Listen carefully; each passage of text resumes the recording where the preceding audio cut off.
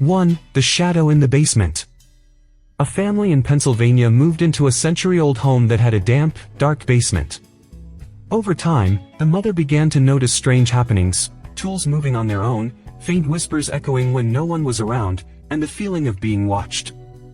One day, her young son came running upstairs, screaming about the man with no face in the basement.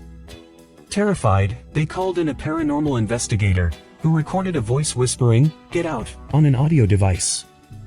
When researching the home's history, they discovered that a recluse had died tragically in the basement decades earlier, and his body had gone undiscovered for weeks. The family moved out soon after, but neighbors still report strange sounds and shadowy figures around the property. 2. The hotel room that disappeared. In the 1970s, a couple traveling across Europe stopped for the night at an old, grand hotel.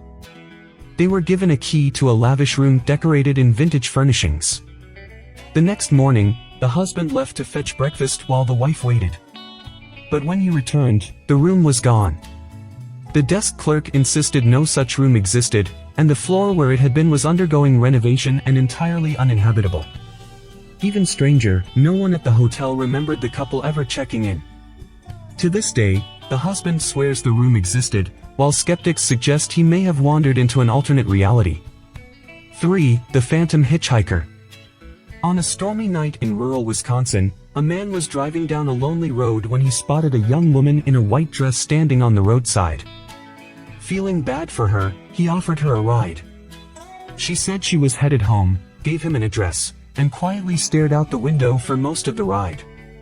When they arrived, the driver turned to tell her they had reached her destination, only to find the passenger seat empty. Confused and shaken, he knocked on the door of the house. An elderly woman answered, and when he explained, her face turned pale. "My daughter," she said, "died in a car accident on this road 10 years ago. You're the 4th person this year to bring her here."